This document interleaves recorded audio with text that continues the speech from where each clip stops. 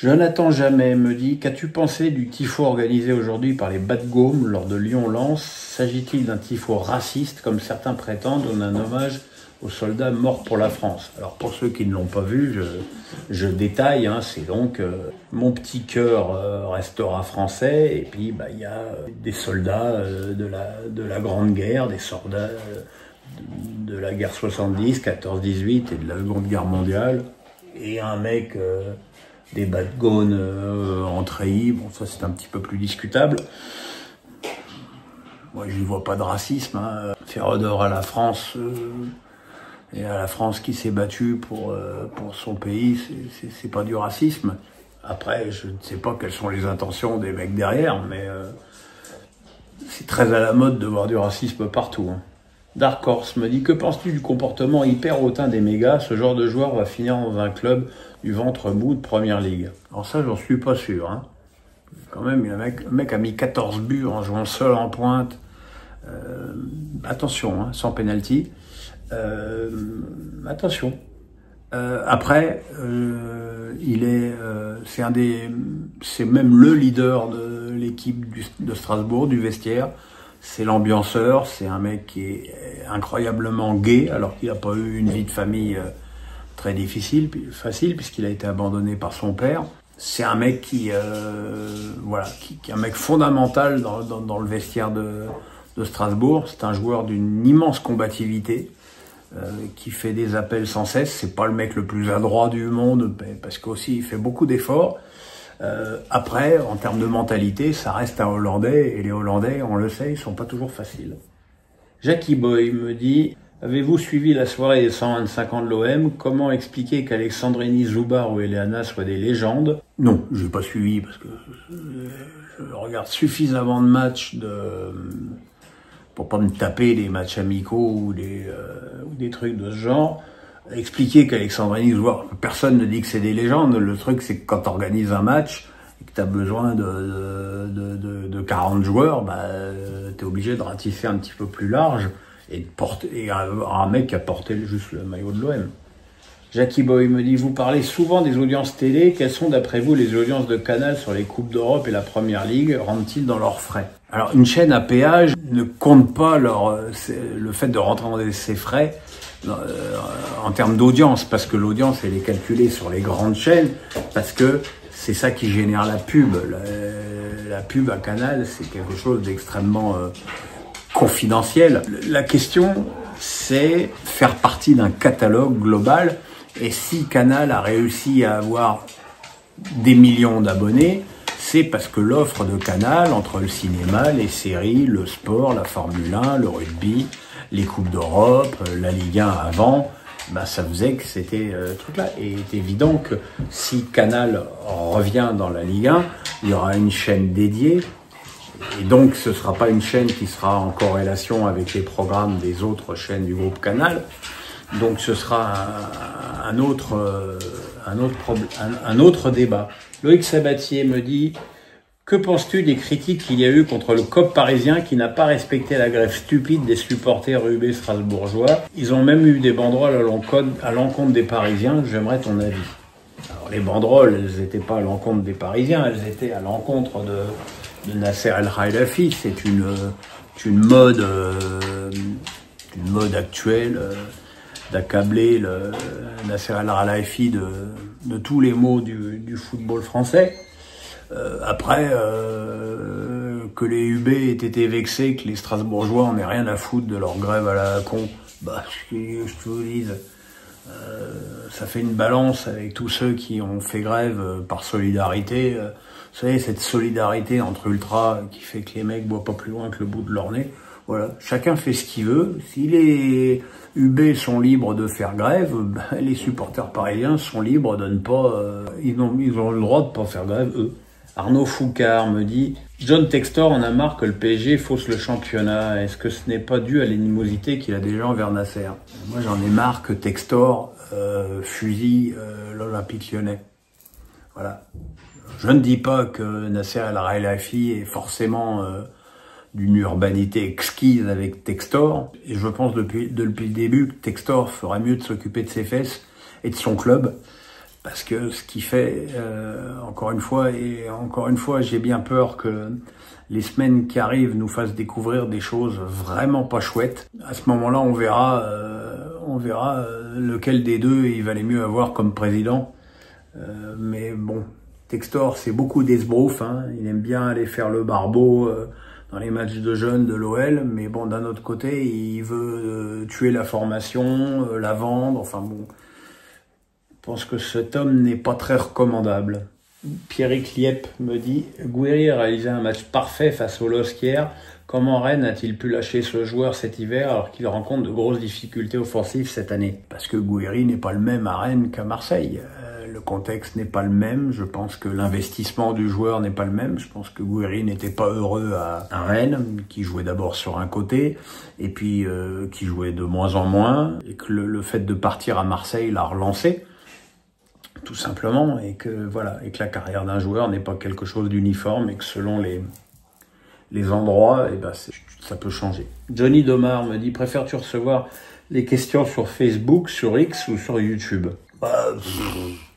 Je lis tout, donc sur n'importe la question, si elle est bonne, elle sera prise, quel que soit Alors, elle peut être bonne, mais elle peut déjà avoir été posée 10 fois auparavant, donc ça c'est aussi le problème, quoi. Thomas McDiarz me dit « Jean-Pierre River a expliqué que la situation d'un club en cas de multipropriété pouvait être compliquée, mais que néanmoins, si vente il devait y avoir, ça serait sur un temps long. Quel est ton avis à ce sujet, tant la situation contraste avec Strasbourg ?» Mais c'est tout le débat, c'est-à-dire que on a l'impression que la multipropriété, c'est forcément toujours la même chose, avec les mêmes investisseurs qui ont les mêmes objectifs et les mêmes défauts. Quand est-ce qu'on va comprendre que entre l'investissement d'Ineos à Nice et l'investissement de Blueco à Strasbourg et l'investissement de Citigroup à Troyes, c'est 3 choses, et l'investissement de Textor à Lyon, ce sont 4 choses radicalement différentes et qui n'ont absolument rien à voir. Et effectivement, c'est pas parce qu'il y en a qui sont mal tombés, comme tout le monde d'ailleurs, ou notamment Troyes avec Citigroup, ou on le verra malheureusement dans les semaines à venir, Lyon avec Textor, que la multipropriété c'est forcément pas bien. Et inversement, c'est pas parce que Blueco fait les choses bien que la multipropriété est une solution formidable d'avenir. C'est ça, voilà, c'est une succession de cas particuliers comme dans plein d'autres choses. Jean-Philippe Sudre me dit « Quel intérêt Canal+ a-t-il de racheter la Ligue 1 en termes d'abonnés? Ils sont sur un plafond de verre. La Top 14 qui marche plutôt bien et la Ligue des Champions avec une audience de 2,7 millions pour le PSG est incroyable pour une chaîne payante. Que penses-tu, Pierrot, par rapport à leur grille de programmation ?» Et je pense encore une fois que si Canal revient dans la Ligue 1, il y aura une chaîne dédiée et que ça n'entrera pas dans les programmes de Canal et qu'effectivement, le dimanche à 21h, tu auras le match de rugby sur Canal+ Premium et le match de Ligue 1 sur la chaîne dédiée à la Ligue 1. Je pense que le comté fondamental, et je pense que ce que tout le monde a bien compris, c'est que là, il faut absolument une chaîne où il y a l'intégralité du football français, la Ligue 1, la Ligue 2, nationale, les féminines et la Coupe de France. Voilà, je pense que c'est ça. Et que si cette chaîne-là, elle est sur Canal, avec les moyens de Canal et les journalistes de Canal, le foot français sera au moins bien traité et on aura un produit de qualité qui donnera envie aux gens, à condition que le tarif soit, j'allais dire abordable, mais attractif, voilà. Mais ça n'entrera jamais en ligne de compte dans les programmes de Canal. Ce sera une chaîne en plus. Jean-David Bedel me dit « On sait que tu portes peu d'importance au maillot, mais en toute honnêteté, si Paris fait un triplé cette saison, achèteras-tu le maillot, et notamment le bleu et la LDC avec les ailes? Et dans cette même question, prendras-tu celui de Strasbourg en cas de qualification en Ligue des Champions ?» Mon petit Jean-David, j'habite à La Baule, est-ce que tu me vois aller dans la rue avec un maillot de Strasbourg ou un maillot du PSG à 62 ans? J'en ai rien à foutre, mais dans des proportions que tu ne peux même pas imaginer. Martine me dit « Désiré Doué est très certainement promis un très grand avenir, mais il a parfois tendance à prendre le melon et faire des choses un peu superflues. Penses-tu qu'il est recadré en interne par son coach et ses coéquipiers ?» Je pense que si Désiré Doué veut apporter beaucoup au PSG et à l'équipe de France, il doit continuer à faire des choses superflues. Je pense que ce qui fait sa particularité, c'est justement de faire des... Oh, comment t'es mouillé, toi? C'est justement de faire des choses superflues. C'est de tenter pratiquement sur chaque ballon le coup dur, comme le faisait un Neymar. C'est ce qui fait ce danger. Et moi, j'ai pas été totalement d'accord avec les appréciations sur son match Arsenal, parce que j'ai vu qu'il créait de la peur dans les défenseurs d'Arsenal. J'ai vu que les tacles sur Doué étaient beaucoup plus appuyés que sur d'autres joueurs, parce que le joueur fait peur, le joueur inspire la crainte. On a besoin d'un puncher. C'est comme si on disait « Ouais, mais Cherki, il en fait trop ». Ah, mais si Cherki, il en fait pas assez, ça devient un joueur lambda. Et si tu demandes à Doué de faire contrôle et passe, ça va devenir un joueur qui va être noyé dans la masse. Et c'est justement ce qui apporte beaucoup dans le jeu du PSG, et ce qui est pour moi une des raisons fondamentales du grand changement du PSG dans cette deuxième partie de saison, c'est l'apport de Désiré Doué et de justement ce côté puncher. Pierre Carton me dit « Le prix des places PSG Arsenal sur le marché annexe officiel est délirant, jusqu'à 5 000 €.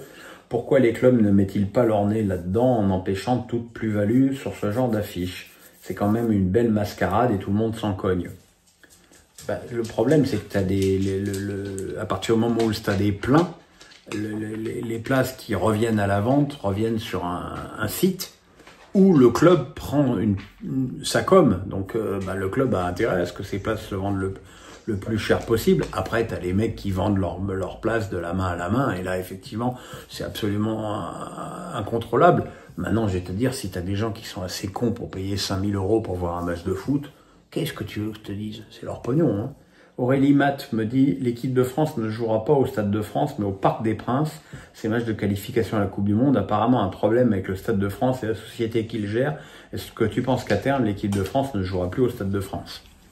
J'ai du mal à imaginer ça, même si je déteste totalement le Stade de France. Mais là, il y a effectivement un problème avec la société qui gère le stade. Et il n'y a pas d'accord qui est trouvé avec la Fédération de France française de football et de rugby. Donc le problème, il est là. Ce serait quand même un peu con d'avoir un stade de 80 000 places où il y a eu la finale de la Coupe du Monde, les Jeux Olympiques, un stade qui sert à rien, quoi. Thibaut Martin me dit « Ineos a fixé le prix de vente de l'OGC Nice à 250 millions. Trouvez-vous ce prix excessif ou correct ?» Tu peux fixer tous les prix que tu veux, c'est qui est acheteur et qui a envie d'acheter et qu'est-ce que tu as envie de faire du club. Alors ça, je pense que Ineos, ce que leur successeur a envie de faire du club, ils s'en foutent totalement, puisqu'ils se foutent déjà du club alors qu'ils en sont encore propriétaires. La question, c'est de savoir, effectivement, si tu as quelqu'un qui est prêt à mettre autant d'argent sur un club qui, encore une fois, n'intéresse pas grand monde d'un point de vue affluence au stade. Il faudrait vraiment qu'il y ait une très très grosse équipe pour que Nice devienne une place forte du foot français. Qui peut être intéressé? Tout à l'heure, je parlais dans une autre question des Saoudiens qui seraient peut-être plus attirés par l'ambiance plus ouatée de la ville de Nice que celle de Marseille. C'est une possibilité, mais maintenant, il faut voir ce que ça peut donner, quoi. David Vercoutre me dit « Un supporter de l'Atalanta poignardé à mort, une risque énorme en Croatie entre supporters de l'Hajduk et du Dinamo Zagreb. Ne penses-tu pas que les supporters sont de plus en plus violents ?» Alors là, je vais te faire la réponse que tout le monde te fait dans ces cas-là, mais il n'y a pas d'autre réponse à faire malheureusement, c'est que c'est la vie qui est de plus en plus violente, la société qui est de plus en plus violente. Il se passe pas une semaine sans qu'il y ait quelqu'un qui se fasse poignarder, qui est un fou furieux qui fonce dans les gens dans une ville. Voilà, tu veux que je te dise que des flics se fassent attaquer en banlieue. Je vois pas pourquoi dans un match de foot, les mecs qui sont capables de poignarder quelqu'un dans la rue, le poignarderaient pas dans un stade. Donc je pense que le foot est avalé par la violence de la société actuelle.